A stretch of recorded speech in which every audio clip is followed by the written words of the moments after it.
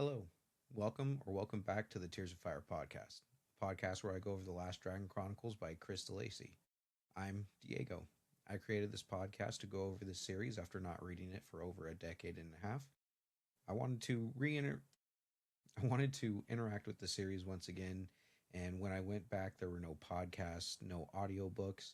There were a few videos on YouTube that were only about 5 minutes long and over 7 years old, so I figured, why not make it myself? Here we are. Thank you for joining me. I hope you had a safe flight in and hit no turbulence. With that, let's get into the show. We're going to be going over chapters 20 through 23 of Darkfire.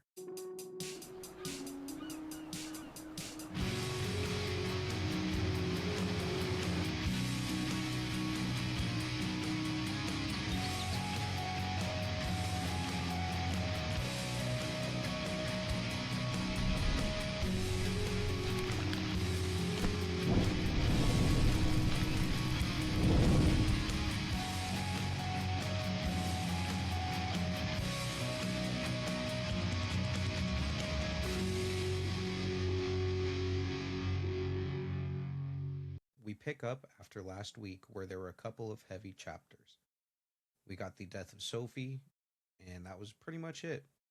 There was some mention of a possible Sybil in the middle of the fire that was described by Mutu. After that, we're going to pick up with chapter 20, titled Home. And here we find David returning to the Panic-Kettle's house in Wayward Crescent.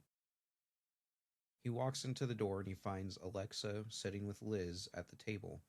They're both in smocks covered in clay. Alexa runs up to David, yelling, "Daddy!" She's explaining that Liz is going to teach her how to make a dragon. She points to Grace, who is in David's hand, saying, "Should I make a listener like yours, Daddy?" David takes a second and he's very quiet and very solemn. He says that Grace is not his. Liz takes a second to register what's going on, but as soon as she sees Grace in David's hands, she starts asking questions. Liz says that Grace should not be here. She's Sophie's dragon. David is saying that Grace has shed her fire tear, and there's nothing that he could do to have prevented it. This bewilders Liz, and she explains that a dragon, especially a healthy dragon in which Grace was, should not have shed her fire tear without something grave happening. Before she even finishes her sentence, Liz realizes what's going on. She gets extremely flustered, starts flapping her hands, and says, "Sophie, please, not my Sophie." David guides her to a chair right next to her where she had been sitting previously. And in that moment walks in Xana. She's announcing to the whole house, not knowing that David was there, asking Liz if she can borrow the scissors. The book goes on to say that she doesn't really need permission, but it was just the common courtesy. Liz makes eye contact with David, walks straight by him without making any sort of conversation, uh, not really even eye contact. She just briefly looks at him and goes on. She pulls out the scissors, bumps the drawer closed with her hip, and she says, "It's a short vacation, huh?" She looks over at Golly Gosh and says, "Lousy tan. And how was your girlfriend?" In a snarky slash rude tone of voice. As she's heading out, Liz is asking them to both be nice to each other and not now. David quietly just says, "She's dead." Xana freezes for a second and doesn't say anything. During this conversation, David also tells Liz that he's got a plan to try to save both Gwilyn and Grace, but he needs the ice fire that Liz has hidden away in her freezer. He asks Liz to grab it and meet him up in the den. After this conversation finishes, he obviously heads up there with Groin, who's holding Grace's fire tear, as well as says to gather Graith and Golly Gosh. That's the end of that short chapter. I'm sure if Xana knew what was going on, she would have held her tongue a little bit, but there wasn't really an opportunity for David to say what was going on beforehand. We also did get in this chapter, I forgot to mention it, but when David says that Sophie is gone, we hear a thump, and Lucy, who had been eavesdropping, fainted. is the best interpretation that I got. Um, and when she came to, Gretel had woken her up with some potions, and she's just completely destroyed. She thinks that it's her fault, and David's reassuring her, saying that it's not. Lucy's saying that maybe if she could have given David the information on the email a little bit sooner, then the outcome could have been a little bit different. David just takes a second, but reassures her again that there's nothing that anybody could have done, and it's not her fault. That's going to bring us into chapter 21 about Alexa. Xana meets David up in the dragon's den, and they're having a quick conversation about Sophie at first. Xana takes a second and apologizes for what she said and how she was acting. David says that the best apology that can be given at this point is to have Xana help with the defenses and procedures that he's putting in place. He explains that what happened with Grace is his fault because he formed a connection between the listener on the top of the fridge at Liz's house as well as Grace in order to pinpoint Guilana. He thinks that whoever was tracking this connection, most likely the Ix and the Ravens, was was the one to take him down, obviously. Xana says that she agrees to help, but in order to do that, she needs some information. David says, "What do you want to know?" And Xana pretty much tells him, like, I got some information from Guilana, but I want to hear it from the dragon's mouth. Word for word what Xana had said. Xana wants to know why Alexa seems to be having wings grow out of her back. And David explains that she's an angel slash messenger. Xana starts freaking out, saying that there's no mention of how to raise an angel in parenting class. It's not the top of the list, period. And what she's supposed to do with that. David goes David goes on a brief explanation on the history between the Ix, Fane, dragons, and the humans back over 900 years ago. He says that Rupert Steiner, the professor from up in Canada, is ready to publish, and I wrote in my notes, they did the thing, the Last Dragon Chronicles, which will tell the story on how the last dragon and human era ended, which wasn't a pretty one. David says that the environmental scientists has it wrong and that they suggest the ice cap will be melting in roughly 30 to 40 years, but that in reality, it could be as quick as 12 months, and that humanity is now not looking to prevent it, but looking how to overcome the disasters that will follow and live afterwards. He says that if everything goes according to his plan, the dragons will attempt to recreate the world, per se.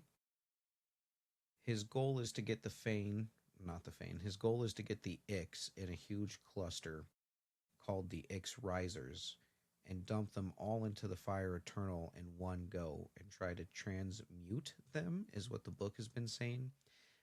In my infinite knowledge and not well trained reading comprehension, I took this as them trying to not necessarily divert, but possibly transform the energy. And David says you can't, well, actually, Xana's the one saying that you can't destroy evil. It's how the world stays balanced, and that David should ask Arthur about the fifth force. I'll have to do some more research on the fifth force myself, and I'll get back to you in the next episode on exactly what that means. But David says he understands this, but he can at least turn them into neutral Umma using the fire term. After this conversation is passed, Liz comes in with the ice fire. Xana wants to know what the plan or procedure is going to be to try to save both Gwilyn and Grace. David says that his plan is to try to use ice fire as well as Grace's tear to combine with the dark fire from the obsidian and disperse both of them into Grace and Gwilyn respectively and try to bring them back. This makes Xana have several questions, one being how do we know that's even going to work? These tears are supposed to be what makes these dragons individuals in the first place, and if you combine them and try to separate them, could the dragons switch genders? Are they going to be of one mind? Are they going to be completely different dragons? Is the Umma of the Dark Fire going to change up everything anyway, or would it even matter? Which I think is all very fair questions to ask. David says he's not quite sure and he's going out on a limb anyway. And we know that he's been charged by the dragon Whirl to take the dark fire back up to the Arctic where the dragons want to dump it into the fire eternal to just have it destroyed, period. And he's kind of going rogue, making his own plans. He explains to Tam that these dragons are akin to him, essentially, with how Liz treated him, accepted him into her family and house, and then raised him. He's essentially supposed to be Liz's and Arthur's child anyway, so he feels a deep responsibility. During this conversation, he orders Groin to hold the tear, and if anything goes wrong, he's to take the dark fire and the tear straight to the fire eternal and dump them in there and get away as fast as he can. I have a note in here that he says he's going to make the sacrifice play. That's just because write I write my notes in a way of as soon as a thought comes in, I write it down, even if the question that I'm having or posing gets answered in the very next sentence or paragraph. So then we get on the flip of the page that he's skillful enough to just let them drop and come back. I thought he was going to have to sacrifice himself as well. That's not the case. So good for Groin. He's got some speed and agility to him. But as Graith and Golly Gosh are sitting there, Golly Gosh takes out his toolbox. He gets a magnifying glass and he's looking at the obsidian in any way to find a way to open it. David asks him to be careful because obviously the dark fire is a dangerous substance. When nobody was paying attention and David was talking to Liz with his back turned, Graith attacks Golly Gosh. What nobody saw is that Golly Gosh was overtaken by the power of the dark fire. The best way that I can describe this is like how the one ring just overtakes you and overpowers your own will and starts to put in these type of dark thoughts. It's the same thing. The dark fire was just overtaking his Amma. Amma. Auma. Not sure. But so Golly Gosh had transformed his microscope or magnifying glass into a hammer and instantly broke it. Shards of the obsidian went everywhere. The dragons are all in an intense battle and they split up after David tells them to stop fighting. And the dark fire is just sitting up there in the room like a floating sun. It's the power of the sun floating in the room. So, not everybody really knows what's going to be going on. But as all this is happening, the dark fire then it's described as taking a lay of the room, finding out what's all in there. Groin, who is still holding Grace's fire tear, dematerializes. And I'm not sure if the dark fire couldn't sense him then. I would think that with the tear being unprotected, like even though it's invisible, those energies would give off a certain field and it would be able to, join instantly. That's not what the dark fire did, though. Liz had fallen over during the exchange between the dragons. She was freaked out. She bumped into the shelf of a bunch of non-special dragons. A couple of them fell and broke. And so while she's stumbling through these debris, trying to keep everyone safe, the dark fire flies straight into her forehead. She falls down, and David tells Xana to keep Lucy out of the room because obviously Lucy's starting to freak out hearing everything going on. David starts to put everyone together. He tells Xana to take care of Lucy and he'll get Liz to the room to get her settled. She's unconscious, says that she snapped her head back as if it was severed when the dark fire entered her. And I think this is really unfair. I mean, it seems like it seems like every book something happens to Liz that puts her out of commission and she's not able to affect the story whatsoever. I know me and Kaylee have talked about this, but she's got to be one of the most powerful people in this story, but she's always taken out due to what I'm going to call not necessarily plot armor, but just the needs of the author trying to take out the easiest way of fixing something. We do get a mention though that as David is taking Liz to her room, Alexa is sitting there and is described as looking at something from a horror movie where she's completely she's completely still, not moving. She has a teddy bear just dangling from her hands and her eyes are just angled upward following the energy that was inside of Liz, and Zan is completely freaked out by this. That brings us to the end of that chapter and into chapter 23, A Mission for Lucy. David calls over Tam and explains what's going on, and he believes it's time for him and Lucy to go to Scruffenberry Hill. There's a conversation between him and Arthur comes down as well. When David tells Lucy this, Lucy pretty much says no. She says that obviously her mom's in critical condition and needs her. David says that the best way to help her right now is to take care of the events at Scruffenberry. Arthur, even though he is unsure, agrees with David and goes along with his plan.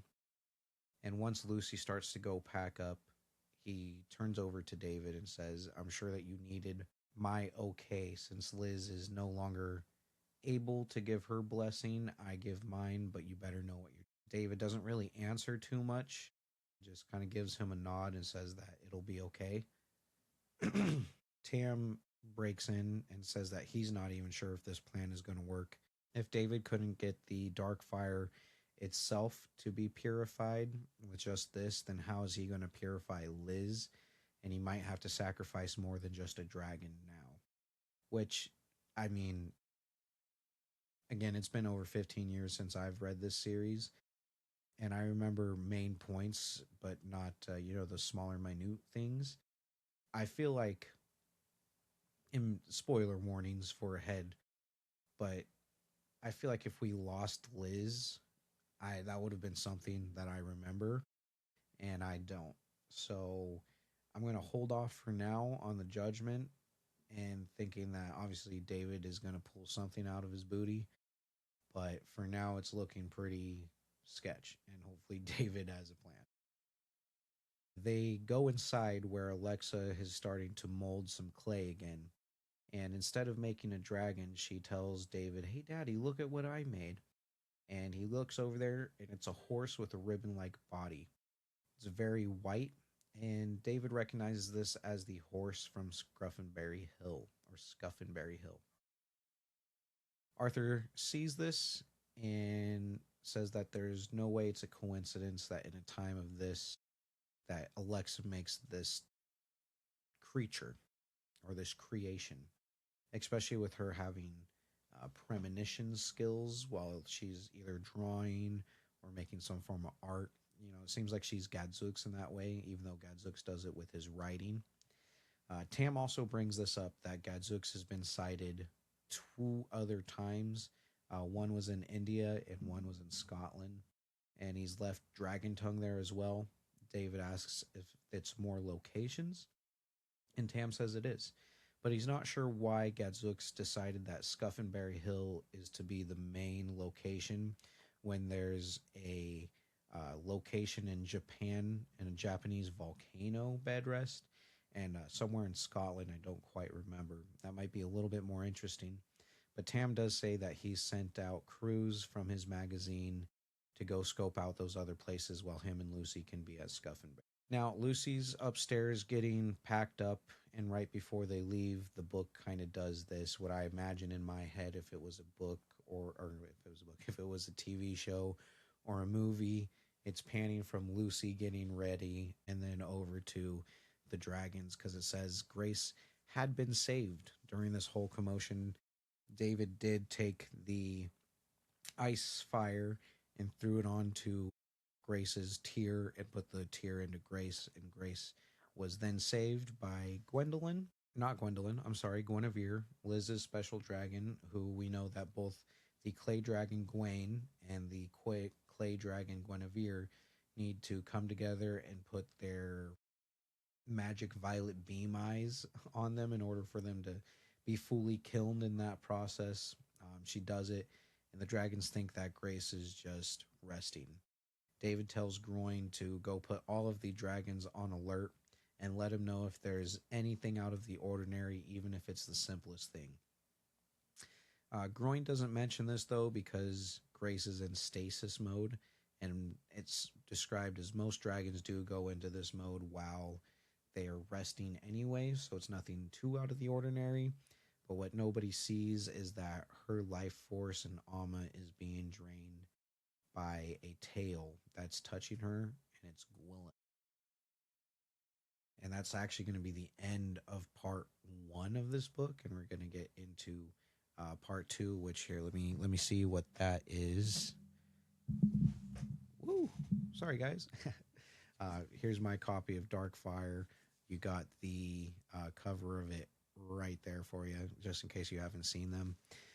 But so part two is going to be Scuffinbury Hill. And this is kind of where it's all going to be picking up a lot faster from here on out. I'm going to see if Mr. Colin might be willing to come back and join me here soon. But yeah, not much to go on here. Just a lot of talking, a lot of planning, and some mystery. We're going to end this section here. I'm sorry that it's a short section, and I apologize for the late posting. We just had a lot of life happening. Me and the family went up to the big city near us, about 2.5 hours away, 3 hours depending on traffic, and we got to go to the zoo. We went to OMSI, and we just did a couple different things while visiting family. So wasn't able to get this done on Sunday like normal. Again, I apologize, but thank you guys for showing up. If you guys have any questions, comments, suggestions, please let me know. My email is gadzooks@gmail.com. You can comment on Spotify as well as YouTube. And thank you very much. I hope you guys have a safe flight out and hit no turbulence. Peace.